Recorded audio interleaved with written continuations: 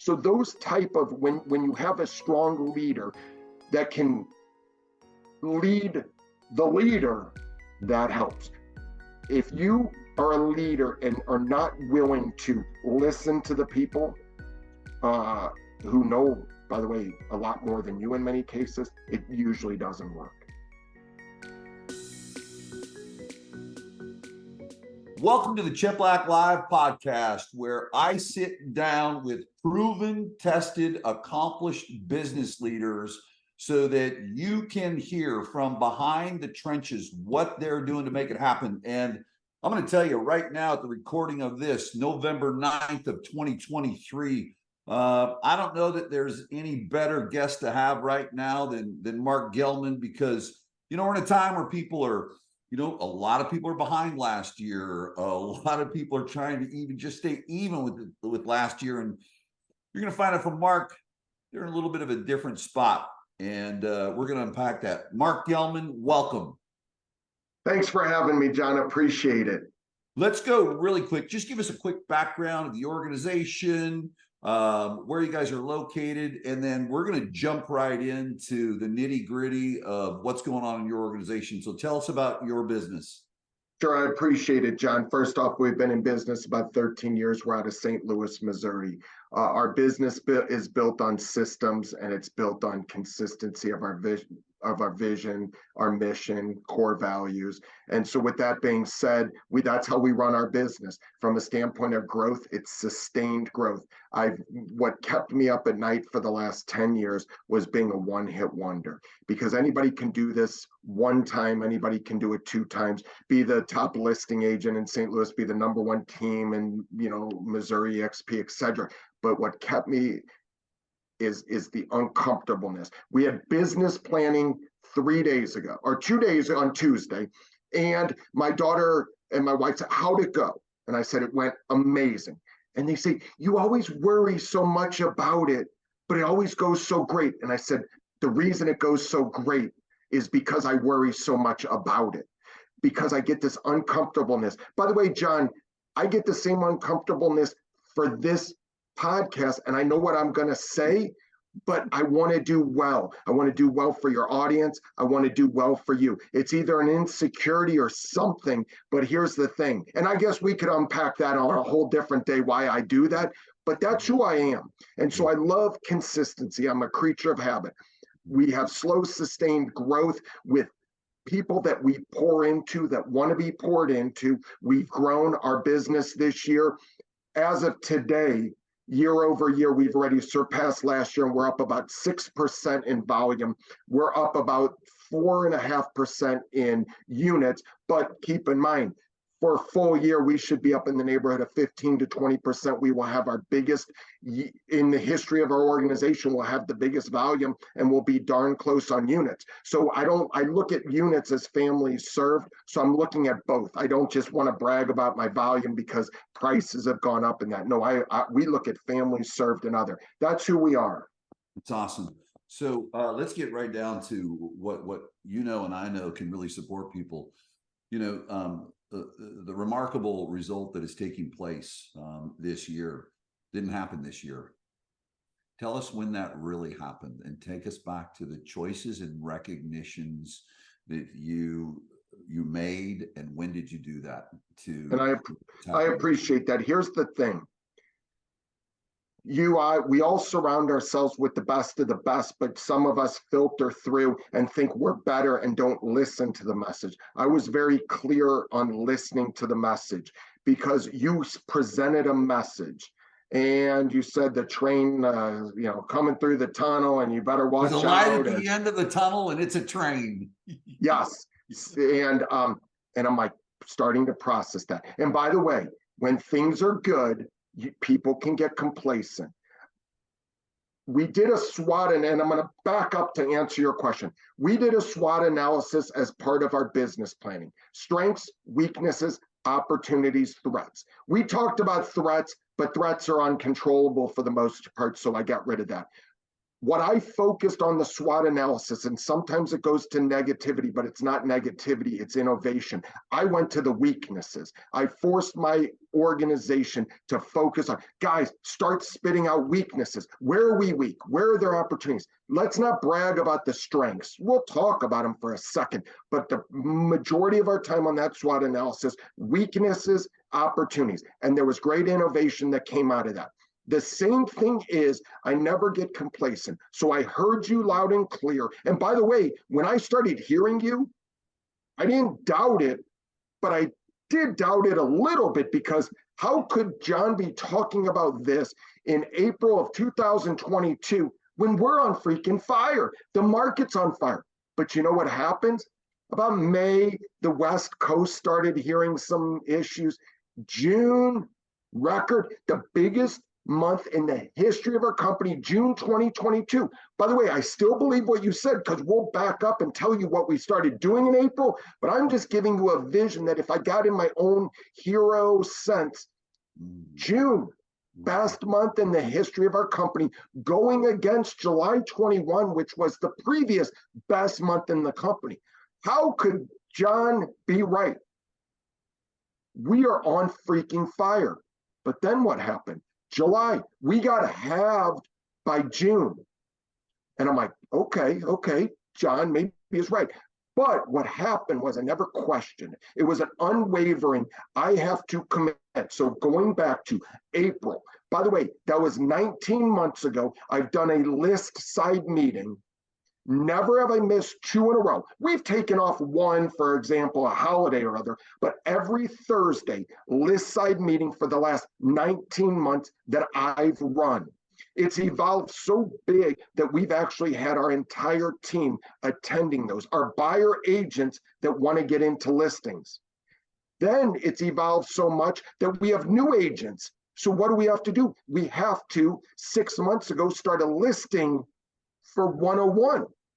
A listing introductory, so that you're not blown away by what's happening on the other meeting. So now for list side, we have two meetings. 19 months ago, 14 months ago, we started a buy side meeting every Tuesday. 16 months ago, I started a role play, national role play, every single day, 8 a.m. to 8:30 a.m. Central Standard Time. 16 months ago, it was for my team, but it was my give to the agent community. All of this, I was leading these. As a leader, I wanted to show that I am going to be right alongside you. We recite our mission statement before every meeting, our core values at the end of every meeting. We started to see the market change, and we started to have more intensity of our values and looking at those and saying, look, we made changes in our organization of people that didn't fit in our organization due to values, not because of financial situations. Many people started cutting back. That wasn't the thing. We wanted to make sure that we had everybody aligned, rowing in the same direction, that they were on board. If indeed you do what you do consistently every single day, and you know what you say you're going to do, and you do it, and you know what I'm going to do next week, Thursday, the following week, Thursday. If I can do that and lead by example, there is no way that if everybody buys and trusts the process, that we cannot win. And so the fact is, we won because of what we started building, because of your advice, because I didn't question it, but it was like, it's interesting. So that's my story, John. That's really good. So along the way, Mark, to do this, and with a business and the longevity that you have, you're only as good as the leadership that you develop. Talk to us about the development and bringing leaders forward in the last year, because there's two that have, one most recently, but we'll go back. I don't know when Sarah came in. Talk about Sarah, because many times people are looking at who is the next leader. How did you identify her? What role did you put her in? And what's the development of that look like? Because you can only go as far as your leadership development takes you. Absolutely. The one thing I'm going to tell you is, You have to stick to what you believe is the right thing and the best thing for the organization. Sarah started as an agent 8 years ago. Early on in her career, she actually wanted the position she's in today, but I had enough strength to say, look, I don't believe it's the right time. We could have lost her. And if we lost her, that's okay, because it wasn't the right season. But I believe that there's a right season for people. But too many people are afraid to tell people what they need to hear, not what they want to hear. During this difficult time, we walked people back from responsibilities from pods and other that are still on our team today. We walked them back from responsibility that many people would have lost them because, oh, you took away. No, we didn't take away. It just didn't work out. Here's our core values. When you have attention to detail and you have responsiveness, reliability, this doesn't work over here, but it works for you as an agent. And so when you have the strength and the confidence that you are looking out for the best thing in the organization, when you're selfish, if I would have been selfish and not listened to John, I know more than John, we would have been behind the eight ball. I have some confidence, but what I don't have is something that prevents me from letting people lead. But I believe that every leader, there's a right time for them. And so someone like Sarah, it was a right time for her, but it was a natural progression. She went from an agent to a pod leader to now a sales manager and now leadership. But by the way, leaders either are exposed or they step up. It's not by accident when you watch people and you watch how they respond. And so yes, I believe in leadership. There is absolutely no way that a CEO should have 20, 30 reports. My belief is that ultimately a CEO or any person should have 3 to 4 to 5 direct reports, and then you have to trust the process. Don't get me wrong, though. Every day I'm inspecting what I expect.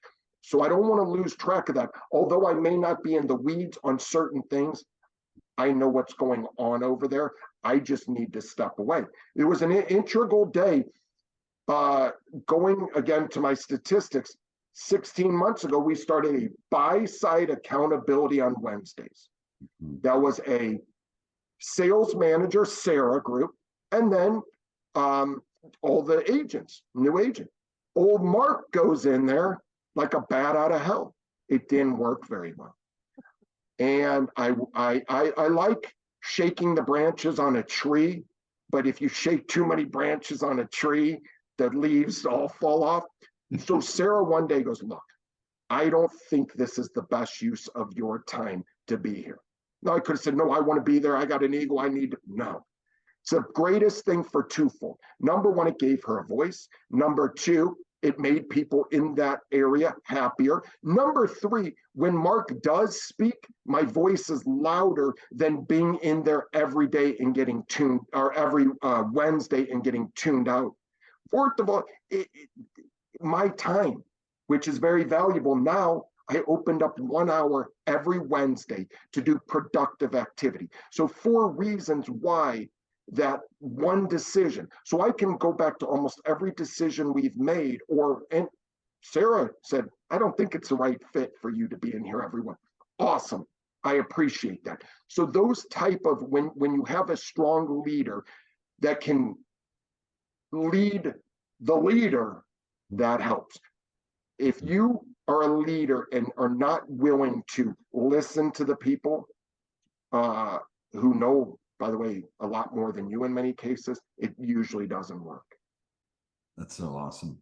What would you say is, as you look at someone that comes into a sales management role, especially coming up from that agent mentality, where would you say her greatest level of growth has taken place in that role? Sure, absolutely. And it's funny because we have a lot of conversations and meetings about growth development. Here's the thing. Too many people are in our industry want a do it today, and if we do X, Y, and Z, it's all going to be solved. No, you didn't get as fit as you are in like a week, did you? No, no. Great. Human development. changes over time. The problem we have in our industry, especially those that are struggling financially, and I certainly respect that, is we need an instant answer. We need to get an agent in here quicker. They need to produce way quicker for us than themselves. And we push them to produce so that we can get revenue and get us paid. Doesn't work.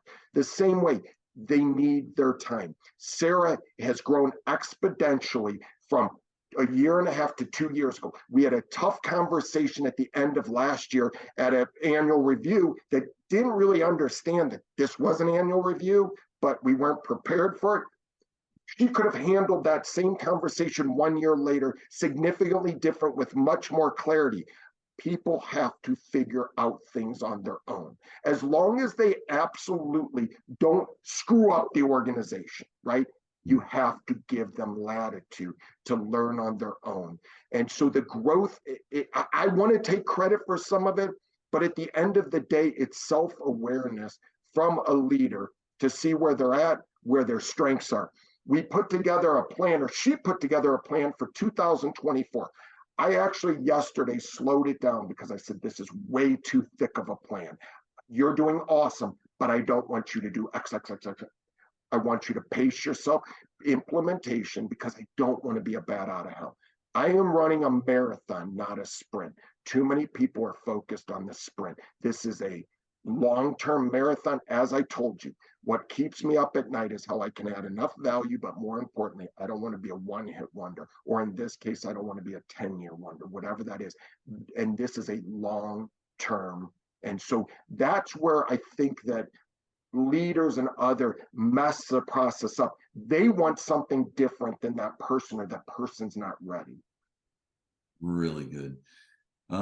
You've got, I think by now, and those that are watching and listening are hearing someone that's analytical, that's system-based, that's process-based.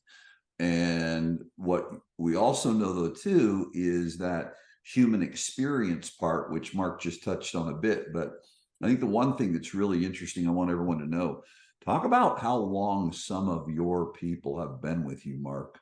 I mean, yeah, so I have longevity.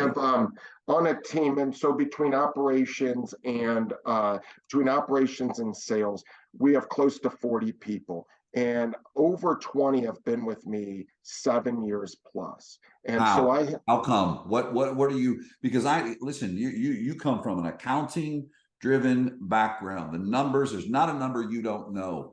And typically in our business, the science side of that leader struggles in the relationship. And when you struggle in the relationship, you struggle in retention.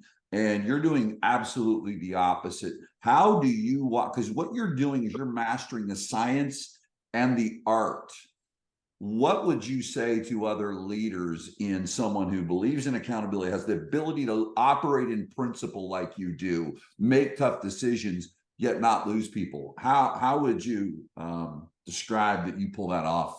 So I'm negotiating from strength, but not strength at an advantage that somebody else is at a disadvantage. I'm just negotiating from, I'm not desperate. John, at the end of the day, if you were an agent and you don't believe this is the right fit, I don't blame you, I blame myself. Where did I fall? And I'm not necessarily blaming myself. Maybe sometimes it's just not the right fit. But my agents, again, we have on our team of our agents, we have 15 that have been with us over 5 years. And here's the thing, John, is that it's not about splits.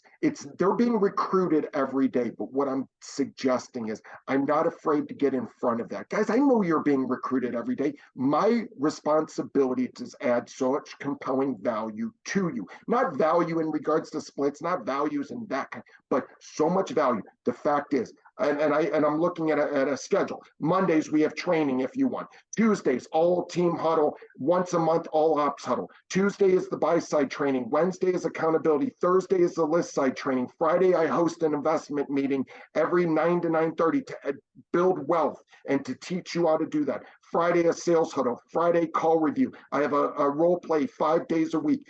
We have a team role play 2 days a week. We do an educating the agent once a month. We have business planning quarterly with an annual business plan. Sarah and I have done 40 podcasts. Here's the thing. If that does not work for you, it's probably the wrong place, because we're giving you every opportunity to succeed. The thing I learned though early on is that I cannot push people to my goals, because I'm a driver. I don't know if you knew that. Um, I am I am helping them achieve their goals. I have enough strength as a leader that we're able to handle somebody that wants to sell 18 homes, and I'm able to handle somebody that wants to sell 100. Here's the key though, is the 18, as long as they're a culture fit, everybody has to fit our values. Early on, I made a statement to the organization for those that were here. Our number one agent had to go because of core values. This was 7 years ago. He's been replaced today by a gentleman that's been with me 10 years, started when he was 22, he's 32, now he's sold 550 homes.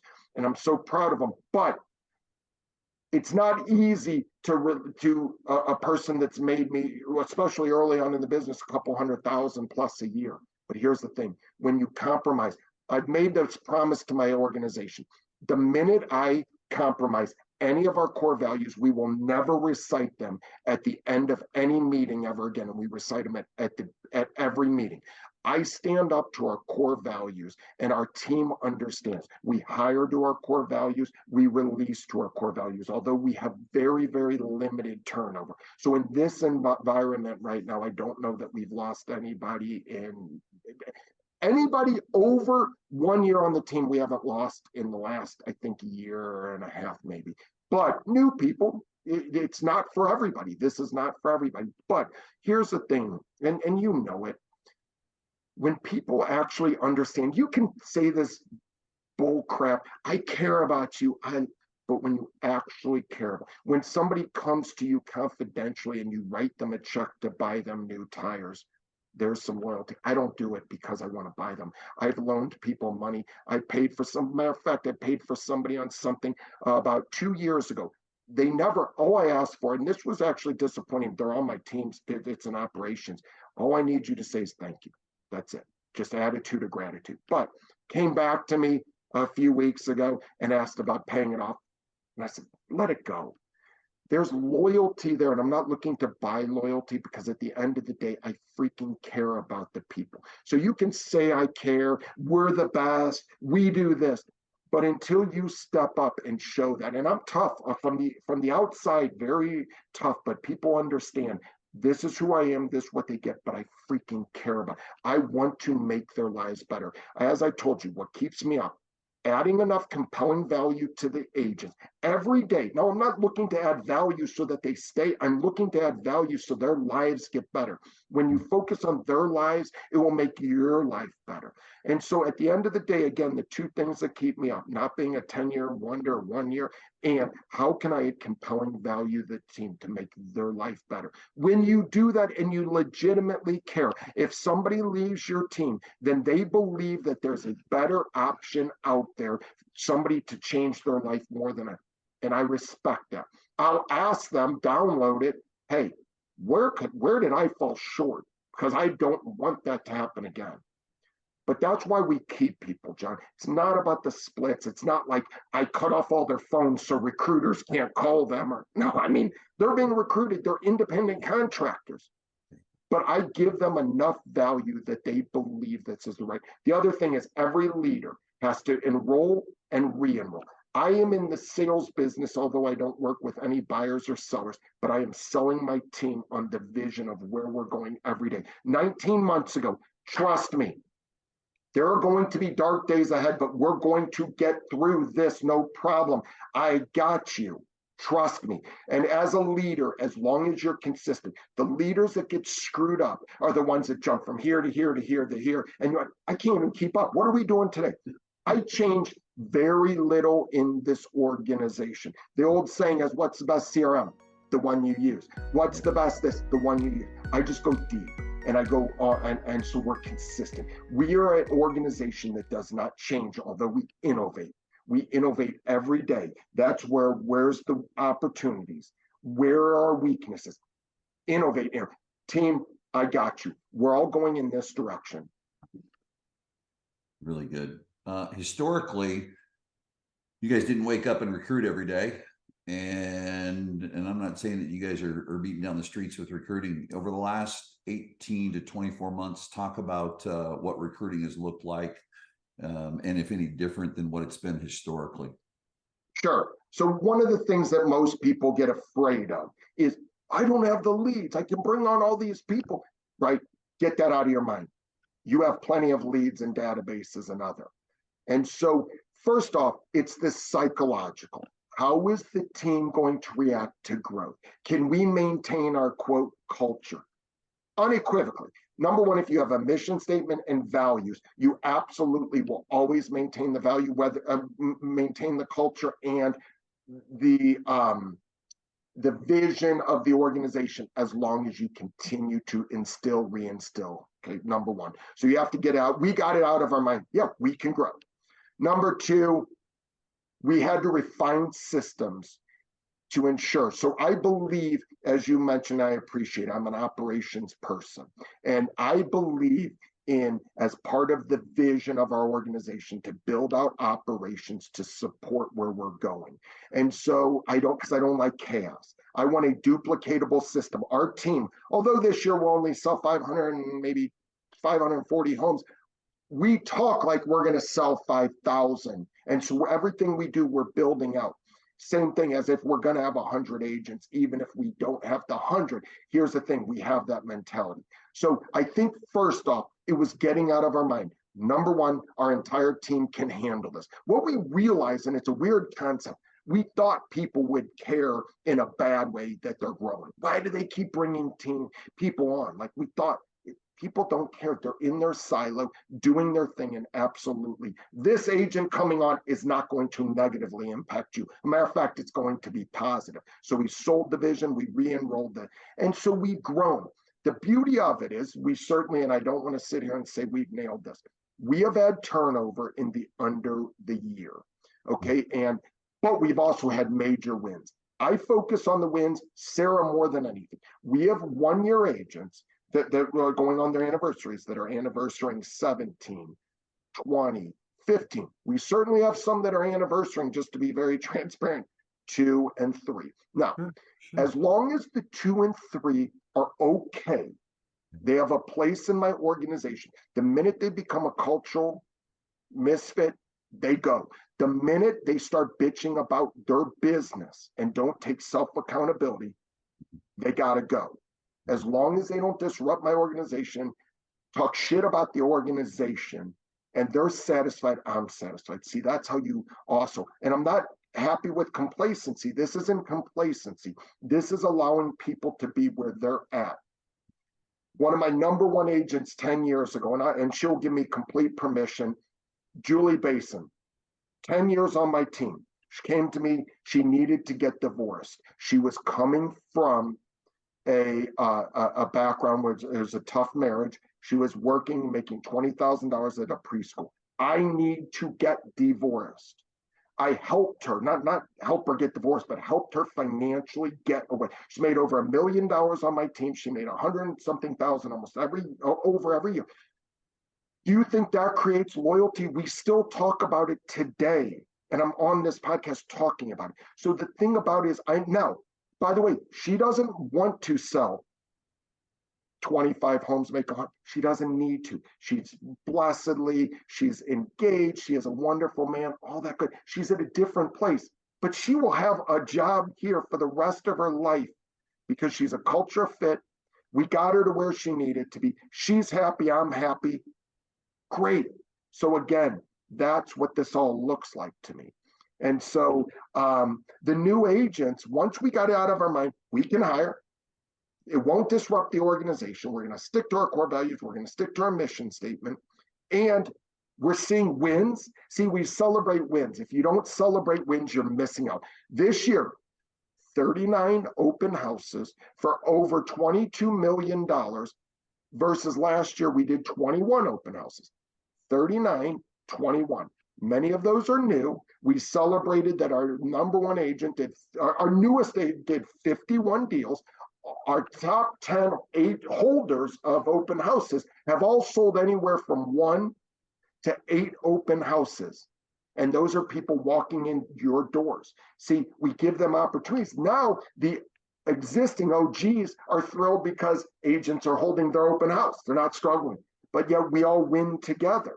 And so the thing is, you have to celebrate. And so when you see Pond wins, it almost baffles you because you want to like make fun of the fact that when an agent sells a Pond, you're like, wait, that thing, you mean anybody on our team could have called that thing or anybody could have answered that call? And you're like, and so you're seeing new agents win. We have an agent that's been with us a month that sold 4 homes, young and kid, just trust the system and does it. So here's the thing, 2024, what I'm going to go on record on this podcast is we will slingshot in that area.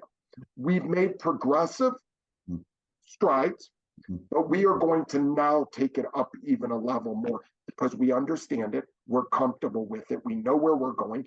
Our growth this year, so some of our growth was absolutely due to new agents.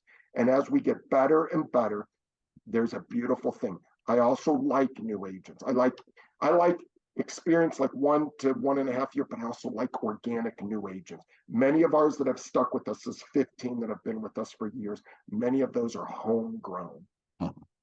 So good. I want to go into because what I hope everyone's hearing and or seeing and listening to is you're talking about going underneath, and I want to go right to a real-time experience we had, because I think what's important is to hear the story and the progression, but we can take them right into the theater, Mark. And I want to set it up. You do a quarterly business planning event, and I just recently had the opportunity, was it 2 days ago, I zoomed in, and what I want you to hear is, here is this systems person, okay, but then has this pulse and always going underneath. And I'll set the table real quick, and then I'll have Mark go there. And the neat thing with us working together is we're fine with it. We pivot. But I was taking him through to my presentation and, you know, the principles and what you need to do to make the things happen and be consistent. And Mark just stopped it because he recognized, take these leaders, because, okay, great, you have a speaker come in. Instead of just going through the process, you guys, it's going underneath the process. And you know what I'm talking about, where you pivoted. 100%. Right? Tell me, set that up, because Sure. here we are, you guys, the structured agenda, and John zooms in for 30 minutes, and Mark just boom, stop. And he went underneath the process. Take that away and talk to people about that. So if I were to rewind a little bit, I have a pulse of the organization. The reason I have a pulse of the organization is I'm here. I'm at my office. I am not at my other office where nobody's here. I have a pulse of the organization, and I feel the pulse of the org. I feel when things are good. I feel when things aren't good. I'm there to inspire. I'm there to lead. I'm there to re-enroll. As I mentioned, if you're not enrolling and re-enrolling your team to your vision every day, you're missing huge opportunities. So business planning, right? Our business planning was built on a very methodical system, and this year we took it even deeper. We realized that consistency, a message that John presents all the time, showing up every single day is the best version of yourself, even on those days that you don't feel like showing up, but you do it.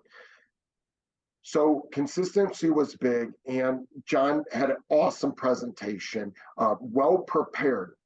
But I just sensed in the room that there was some self-doubt, that people on business planning day get excited. I'm going to sell XXX, but actually don't have any substance behind it. They didn't, and by the way, those that didn't hit it last year and the year before, now you can take self-accountability why you didn't hit it, but at the end of the day, there is self-doubt. I just want to be very clear, though. I have self-doubt on certain things, so I don't want to think that I have that I have superpowers. That's why we're good, man. It drives us. Well, here's the thing. When you have self-doubt, you can do one of two things. You can shut down, or you can just freaking overcome it.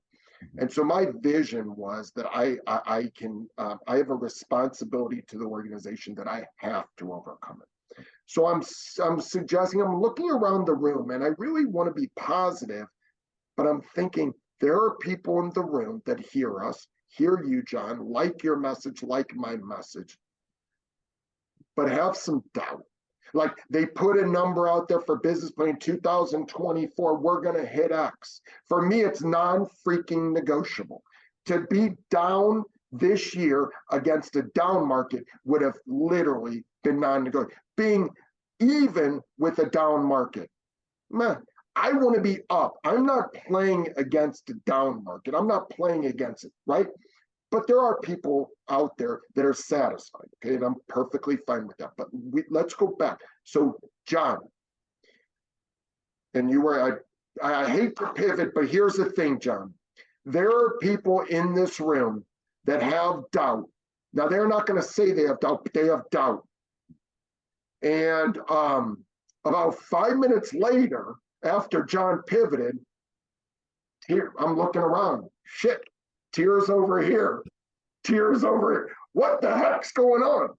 But here's the thing. We can throw softballs. We can do all this. It's la la land. But when we really move people, and so John, I mean, I love to rehear your philosophy because man, you had some nuggets. And in this changing market, how can you go deep with clients? And how can you go deep on their dreams if you can't go deep with yourself? And I'm like, all right, it's on. So anyway, that was the stage, my friend. But the thing I want you guys to hear is that there's two parts to it. There's a process, but the willingness, and I think you've heard this throughout the time we've spent here today, ladies and gentlemen, is that Mark goes a step deeper. He's not just going through, yes, he has a path he's on, but he's constantly going underneath the process. And that's where all of the results show up every time. Let's go here. I think it's a good wrap for us. How have you stayed clear with the mission and the values and the principles, yet the changing market? How has your day changed, if any at all, in the last 18 or 19 or months, and the things that you specifically do? And number two, you know, and what advice would you give to other leaders? Because you get to talk to, listen, we've all got friends in the business that are real transparent, that doggone it, I'm way behind or I'm not doing as good as I want to. What advice would you give to people in current space and time and what we're embarking on in this marketplace into 24 and beyond? Sure. So number one, what does my schedule look like? It's actually significantly more scheduled.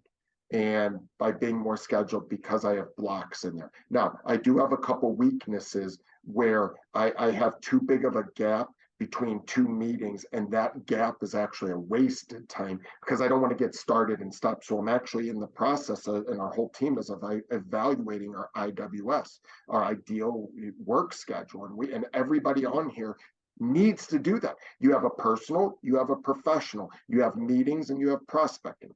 So there's an old saying, if you want stuff done, give it to a busy person, right? And your wife is a perfect example because she's busy. She's running a business with children, all that. And by the way, there's a reason she's successful because she's figured that out. Health, fitness, kids, all that, but she's busy. I find that some of my least busiest colleagues are the ones that actually continue to suffer the most in this because we don't have time. It's non-negotiable. The other thing is whether somebody, at the end of the day, we are in a for-profit business. Even if you don't need the money, then give it away, give it to Chip, but still make the money. Because if you have a mindset, so just to be very clear, I don't want to mince words. I am looking to make money to change lives for my team, the communities, and my family. So I'm busy. I'm continuing to work on my schedule, but what it looks like now or versus 2 years ago, I had more chaos because I was unscheduled. But all these meetings have allowed me to be way more dialed in. And once you realize you're dialed in, then you have your non-negotiables. Am I great with still getting home on time? When my wife says we're having dinner at 6, my ass is home at 6. If she says, will you be home for dinner? Yeah, I'll be home for dinner. but she didn't give me a time. And my mentality is I'll be here, and that's no good. But I am home at 8 for dinner. It's just not that. So I've learned to hold people accountable.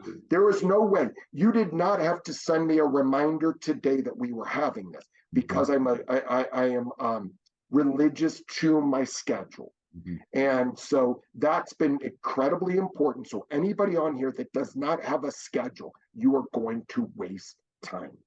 It's like going to a gym, not having a plan. So I worked out this morning with the trainer. He had a plan. If I didn't have a trainer, I walk in there, do a couple push-up, couple bicep. I have no plan. Go to the grocery store without a list, and you'll be there for an hour and a half, and you'll find, why did I end up with this? Number one, it's junk food. And number two, I don't even need it. Walk in with a list of 10 items. You're going to be freaking in and out. Same mentality. Going to the gym prepared, going to the grocery. I'm prepared for every day. I know what my day looks like today, but also, John, more importantly, I know what it looks like December 14th. Now, can it change December 4th? It can, but I have a general idea of what it's going to look like. My wife has a general idea of what my day looks like. Okay. So number one, critical, that schedule. What do I tell my colleagues, my friends? So it ain't easy, but you have to be a leader. But I'm going to back it up and ask my colleagues. Do you want a profit center, or do you want to build a business? If you want to build a profit or a revenue generator, then keep doing what you're doing, get into production, and just be a one person and have a team, but now you're producing and you're just trying to pay the bills. Are you looking to build something long-term sustainable? If you're looking to build something long-term sustainable, in many cases, you got to slow down to speed up. You got to put a structure in place. It starts with the mission statement and the core values. Where do I want to go? How am I going to get there? And what principles do we live by? And once you do that, then you start filling in all the holes to determine where you have holes, what this looks like. There can be some pain, but one of the difficulties in our business, John, is that the barrier of entry, it's so insignificant. If you and I went to open a gym, which is a common interest, we would have to spend hundreds of thousands buying the equipment, signing leases, doing all that. But you know what? Our business, we like bootstrap it, right? So there is some pain if you're not making money, but you have to spend it right. Go through your profit and loss statement, get rid of stuff, have no emotional attachment to certain items. You have to do what's best for the organization. Again, if you're looking to build a business. Profit center, you're just going to freestyle. You're going to scrap it together just to try to pay bills. I'm looking to build a long-term sustainable business that's built on profitability, that's built on a culture, the mission statement, the values, and great people who I actually care about more in many cases than myself, because that's why I do what I do. So when you put that all together, it just works. Going into 2024, I absolutely have no doubt that we're going to hit every goal. And the reason is we're going to stick to what we do. We're going to stick to our discipline, except we'll focus on the weaknesses from our SWOT analysis, and we're going to tackle those. We're going to focus on the opportunities. Sure, we'll appreciate, pat ourselves on the back for our strengths, but the strengths will continue to be the strengths, and we want to acknowledge them, but I don't want to get carried away. Threats, are there threats in the industry right now? Unequivocally. Do I have any control over interest rates? Absolutely not. Do I have any control over the NAR lawsuit? Absolutely not. Do I have we went through old SWOT analysis from 2 and 3 years ago. Our number one SWOT analysis threat was iBuyers. Okay. They're not even a threat today, but they were back then. But what am I going to do about it? You know what I did? I got into their space and I started buying stuff. That was cool. But here's the thing. I can't control what Open Door and OfferPad do. They do them. I do me. I can get into their space, but they're still going to win in many cases. But here's the thing. I don't worry about that. SWOT. And so in our previous SWOT analysis, they've changed, but they've all been the same, because commission suppression was happening there. It looks different today under the NAR, but there was commission suppression. If we could articulate our value proposition enough, we would get what we deserve. So at the end of the day, you just have to really sit firm in what you believe, where you're going, and you'll get there. Like I said, 2024, I have no worries. We also joke though, if something catastrophic happened to the real estate industry, me and John are going to be able to pay our bills, not because we have money today, because we're freaking scrappy. We will just go out there and whatever we have to do, we're going to go scrap it. Are you worried if you lost all your money? Now, we don't want to. Would you be homeless? No, I'd be fine. Because we'd go build a bigger business. Go, why the hell were we doing this all that time? See, that's where it's Zoom fun. loved it. See, that's it. It's a mentality, though. Yeah. That's what it is. And so if you have a mentality that, hey, we're going to be good, but not good because of luck, because of systems, processes, mission, values, that's why we're going to be good. No worries going into 2024, regardless of what happens. We're going to get better and better. We're going to grow. Awesome. 3 rapid fires. And I know you got to get going, and me too. Number 1, who's inspecting the database still? Are you delegating that off, or are you in that database coaching your agents up? Yeah, so, and I do it. That's just my jam on Sundays. It's my jam. Now, by the way, the one risk is, but I've mitigated that, is Sarah, sales manager. Awesome. Amazing. She early on was insecure that, hey, you're doing what I should. No, we're good. I'm cool. You don't have to do this. You do call reviews and you do these accountability, but this is number 1, my jam. Number 2, I have a little more time and my wife's a little more, I mean, she's just cool like that. And so I do it. It's just my deal, John. And I think that it's paid immense dividends by inspecting what I expect, people knowing that I pay attention.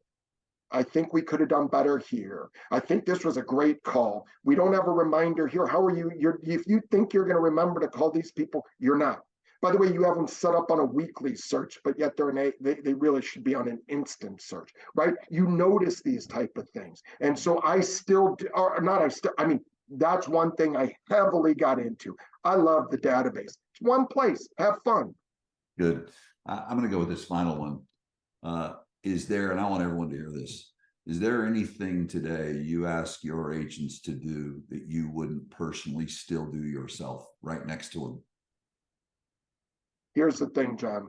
We have 2 offices. I'm at one. The office I'm going to be going to this afternoon, it's a shared bathroom. Okay. We're moving out of that, but it's a shared bathroom. I am the guy that when everybody leaves these disgusting things in that, I clean it.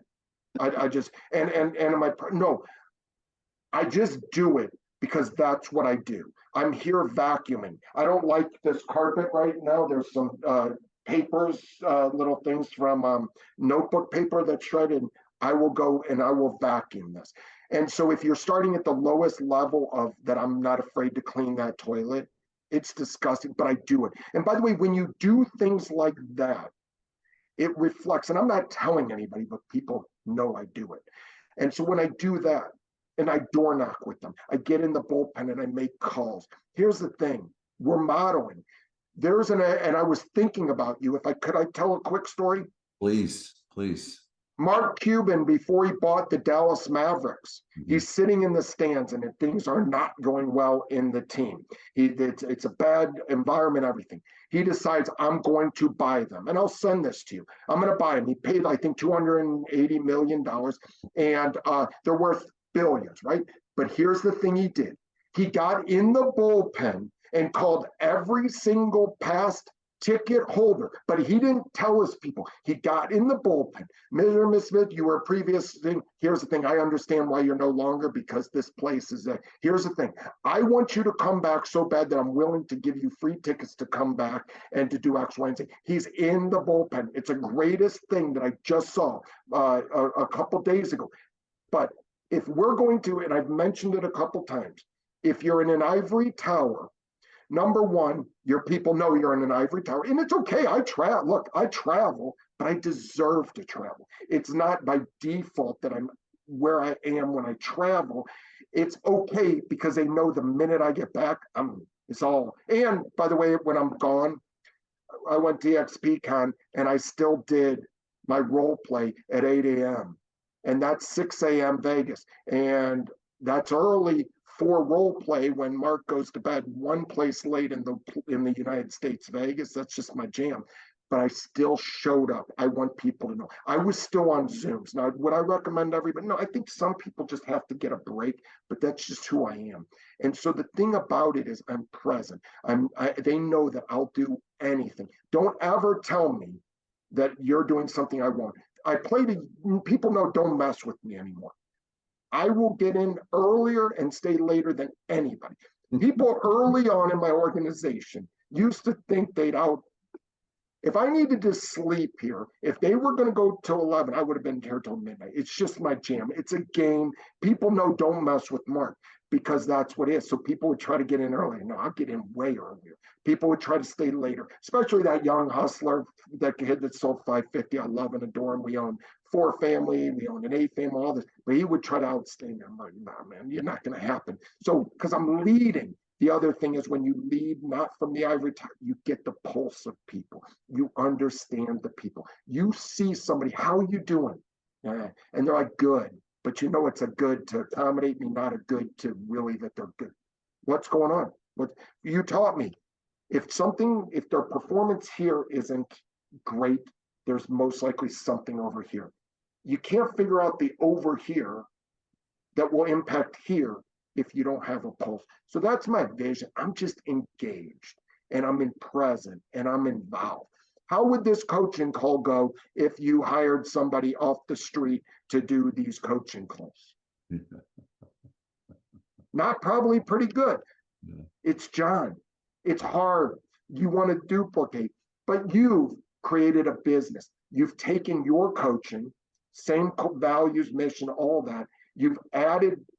And by the way, we added one of your coaches, so now it's you and another. But here's the thing. You're creating a business. John was a profit center for too long, where that God forbid something happens to John, the business is done.